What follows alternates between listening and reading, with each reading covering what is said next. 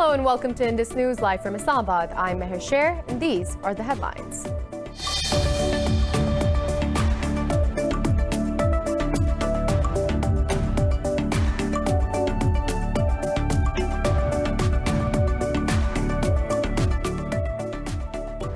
In Afghanistan, at least 19 students have been killed and 22 wounded when terrorists opened fire at them inside Kabul University. The Afghan Interior Ministry said security forces have blocked the campus and are trading fire with attackers. The Taliban have denied involvement in the attack and accused Kabul of supporting militants who target civilians.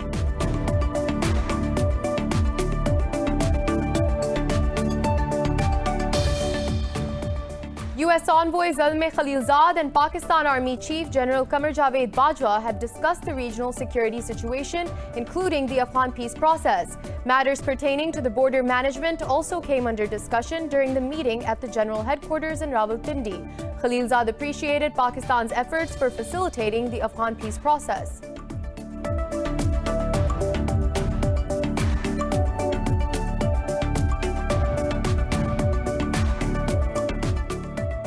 Azerbaijan says its forces have shot down another Armenian fighter jet and killed 30 soldiers in Zangilan.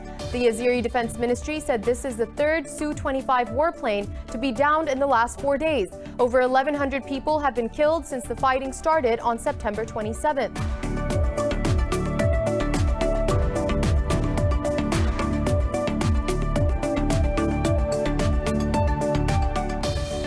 The World Health Organization chief Tedros Ghebreyesus has self-isolated after coming in contact with a COVID-19 carrier. India has reported 496 deaths and over 45,000 cases overnight as the country's caseload topped 8.2 million.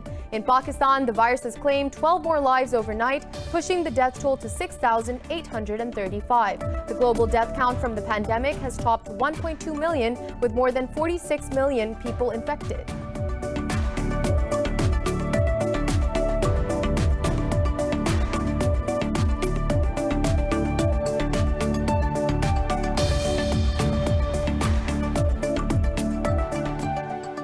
Well, those were the headlines. More news in detail after a short break. Stay with us.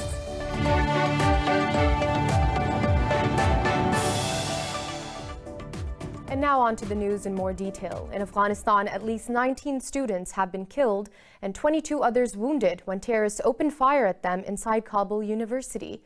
The Afghan Interior Ministry said security forces have blocked the campus and are trading fire with attackers. An Iranian book exhibition was being held at the university at the time of the shooting. The attack followed an explosion in the area. The Taliban have denied any involvement in the attack and accused Kabul of supporting militants who target civilians. Moving on, U.S. envoy Zalmay Khalilzad and Pakistan Army Chief General Qamar Javed Bajwa have discussed the regional security situation, including the Afghan peace process. Matters pertaining to the border management also came under discussion during the meeting at the General Headquarters in Rawalpindi. Khalilzad appreciated Pakistan's efforts for facilitating the Afghan peace process.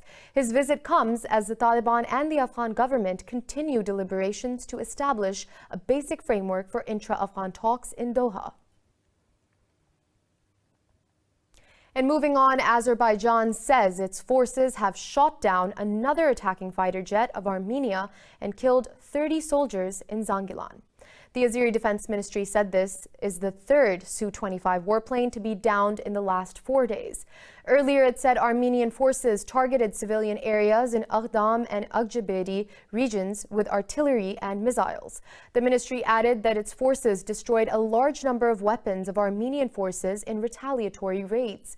Over 1,100 people have been killed since the fighting over Nagorno-Karabakh broke out on September 27th.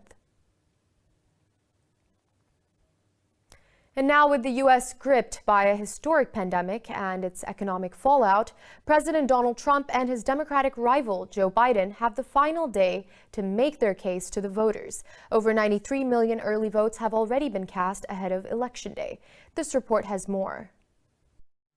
As the campaign for the 2020 U.S. presidential election draws to a close, President Donald Trump and his contender Joe Biden are making every hour count in critical battleground states.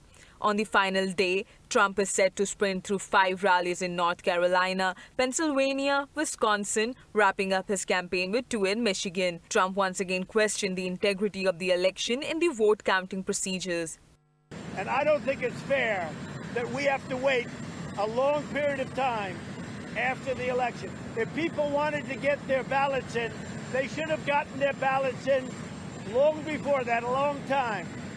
They don't have to put their ballots in the same day. They could have put their ballots in a month ago. And we think it's a ridiculous decision.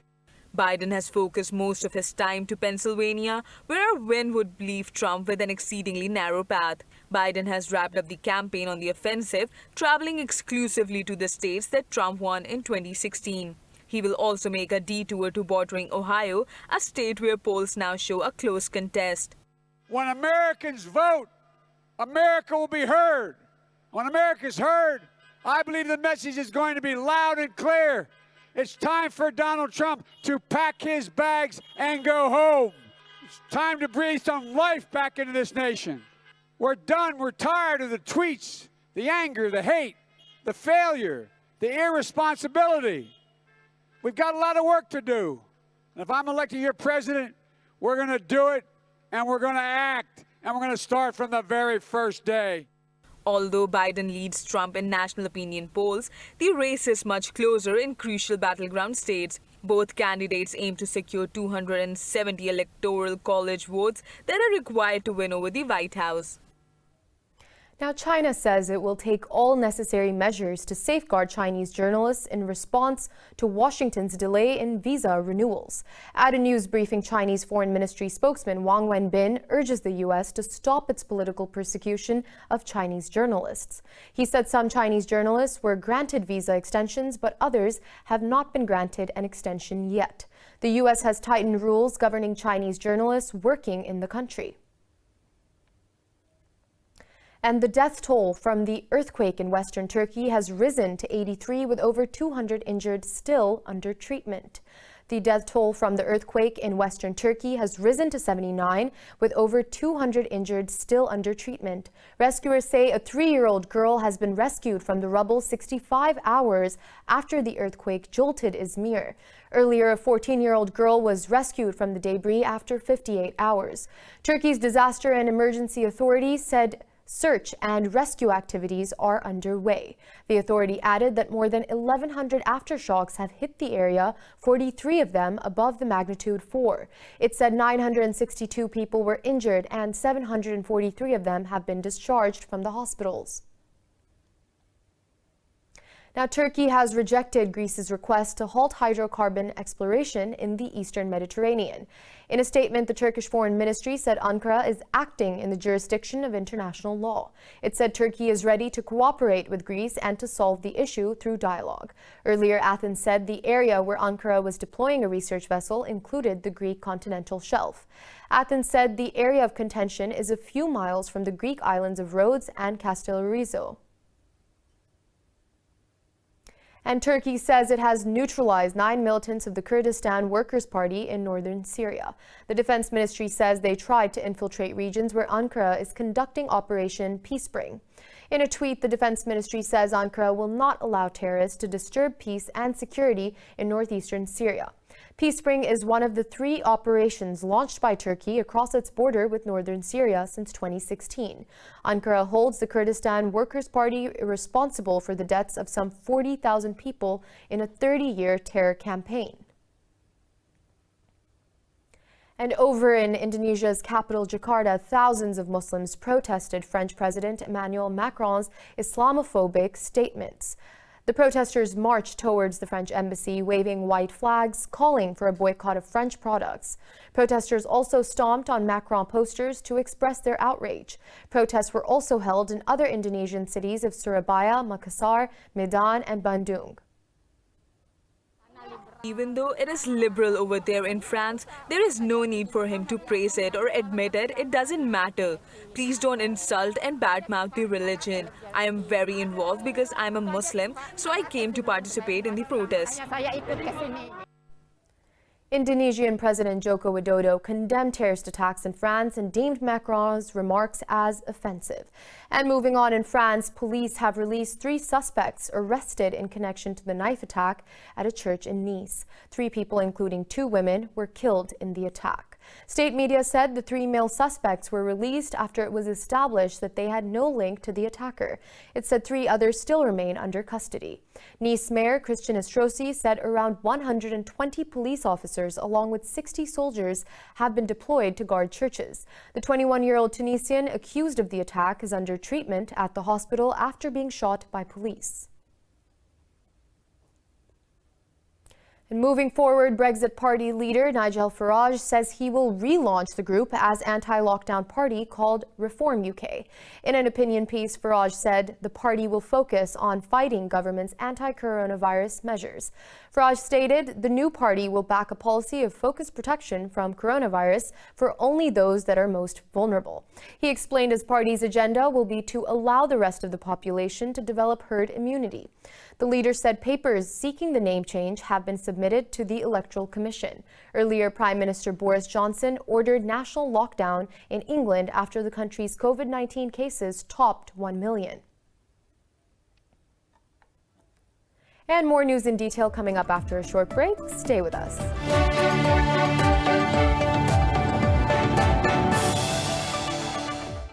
Welcome back. Now on to Belarus. Tens of thousands of Belarusians marched through Minsk to demand President Alexander Lukashenko leave power. Riot police fired warning shots into the air, used stun grenades, and arrested more than 200 people in protests. Large crowds headed towards Korepate, a memorial to victims of execution by Soviet secret police on the outskirts of the capital. Mobile phone internet was unavailable and several metro stations were briefly closed. Earlier, President Lukashenko signaled that he was ready to crack down on demonstrators. He said any protester who lays a hand on officers policing the protests should at least leave without hands. Mass protests have flooded the capital for 12 straight weeks since a disputed election. The World Health Organization chief, Tedros Ghebreyesus, has self-isolated after coming in contact with a COVID-19 carrier. The global death count from the pandemic has topped 1.2 million, with more than 46 million cases. More in the following report. The coronavirus pandemic continues to rage globally, restricting movements, dwindling hopes, and stunting economies. Nations across Europe are introducing blanket curbs as the region with 10% of the world's population accounts for 22% of the cases. In Latin America, Mexico is fast becoming the 5th regional country to hit the 1 million infections mark. In Brazil's Sao Paulo, hundreds of anti-vaxxers protested against government plans to make a Chinese coronavirus vaccine mandatory.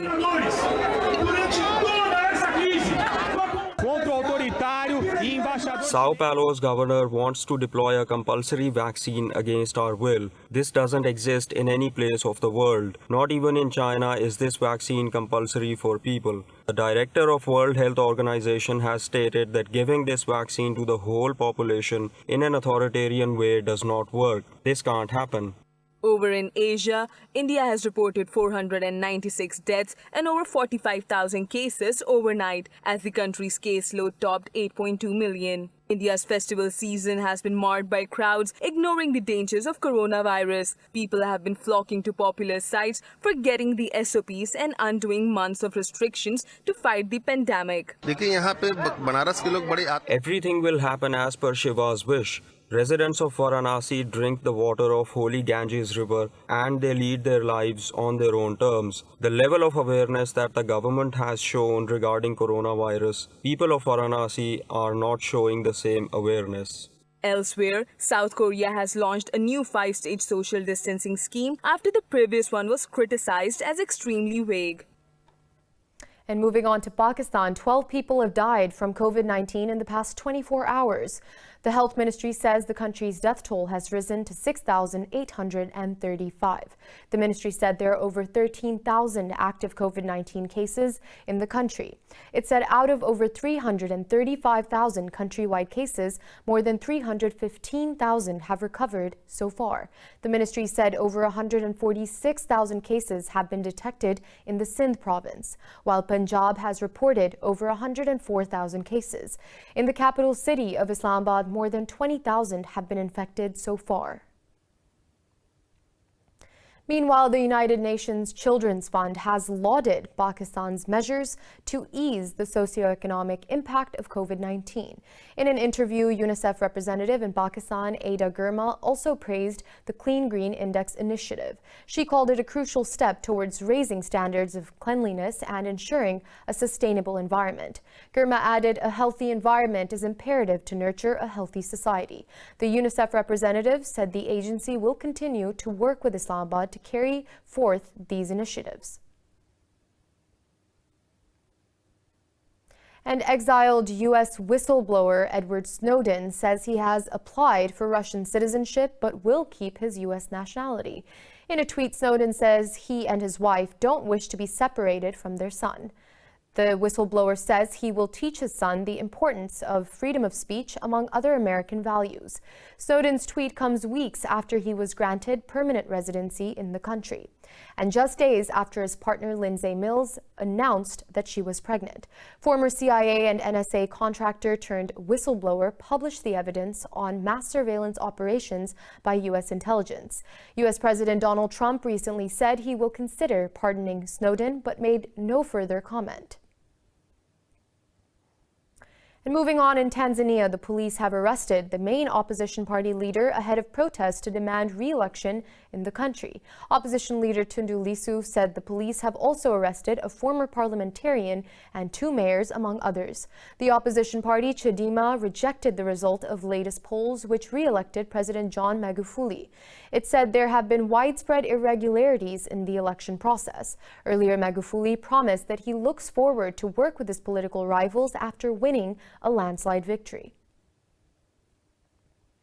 The turnout in Algeria's referendum to end the political crisis in the country remained extremely low. The referendum was held over constitutional reforms which will limit presidential terms. Election bodies said less than 25% of Algerians took part in the polls, despite government efforts to encourage high turnout. It said 23.7% turnout shows that the proposed constitutional reforms failed to inspire the masses. Algeria has been gripped by political unrest after mass protests ousted 20-year rule of President Abdelaziz Bouteflika. Protests restarted after masses rejected the measures taken after Bouteflika's ouster. And now in the Philippines, the death toll from the Typhoon Goni has risen to 17, while 3 people are still missing. More than 300 houses have been buried under volcanic rocks in the Luzon Island. Storm hit some coastal towns with 217 kilometers per hour winds, while rivers overflowed and dikes were destroyed, submerging several villages in Bicol. Typhoon Goni weakened further after making landfall in Quezon and Batangas provinces before heading towards the South China Sea.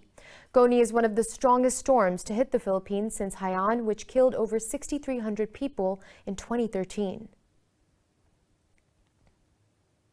Now moving on, the International Day to End Impunity for Crimes Against Journalists is being marked today. The UN-recognized day draws attention to the low global conviction rate for crimes against media personnel.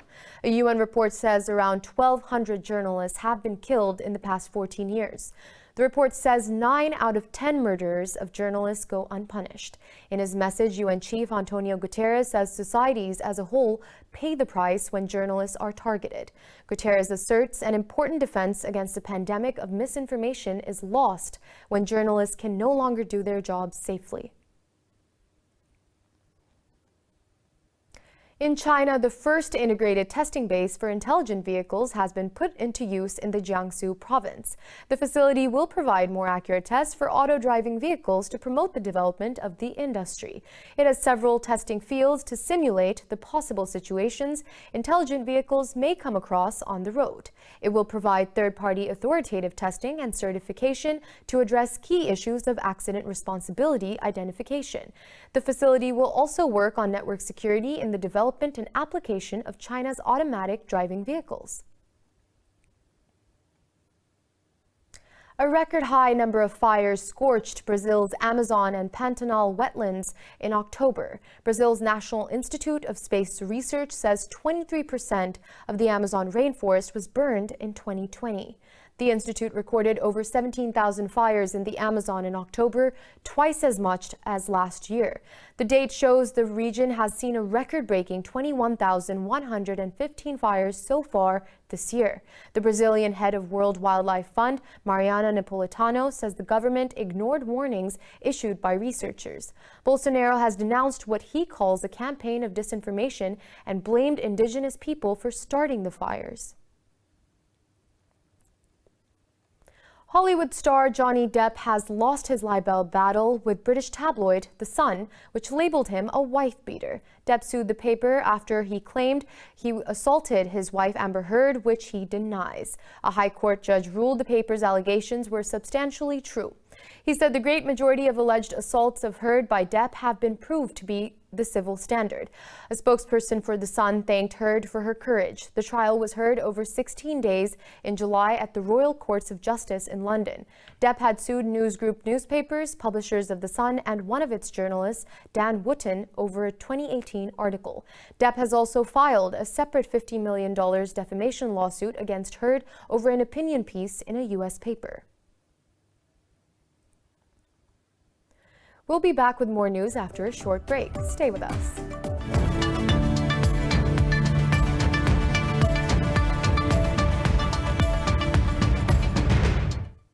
Welcome back, and now on to the world of business. The U.S. Commerce Department says it will vigorously defend the executive order barring TikTok from operating in the country.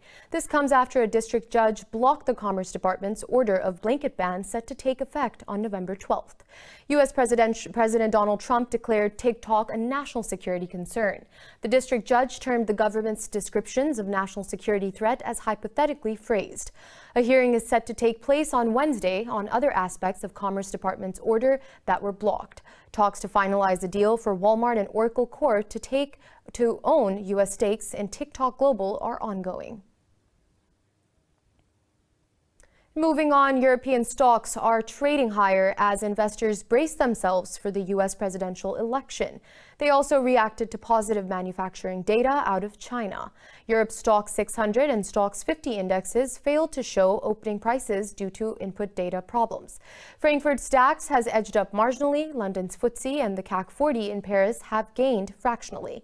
Italy's FTSE MIB has also gained. Earlier, most Asian bourses gained, with the exception of China's Shanghai Composite rose.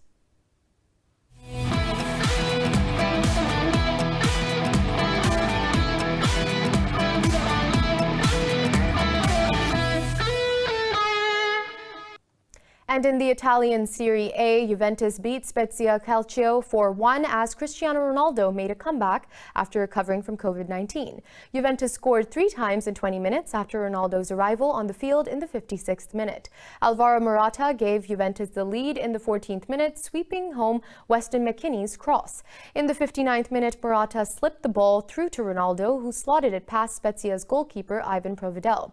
8 minutes later, Adrian Rabiot scored the third goal for Juventus, squeezing a cheeky shot inside the post. Ronaldo scored his second goal in the 73rd minute with a Panenka-styled penalty. Juventus moved to third place on the table with 12 points, 4 behind leaders AC Milan. And in the English Premier League, Arsenal beat Manchester United 1-0 at Old Trafford. Pierre-Emerick Aubameyang scored the only goal of the match in the second half.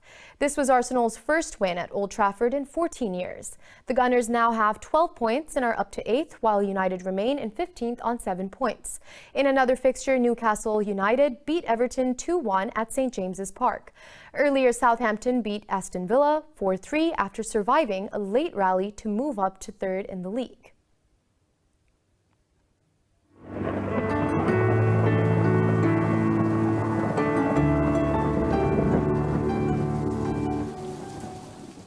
And now it's time to take a look at the latest weather updates from around the world.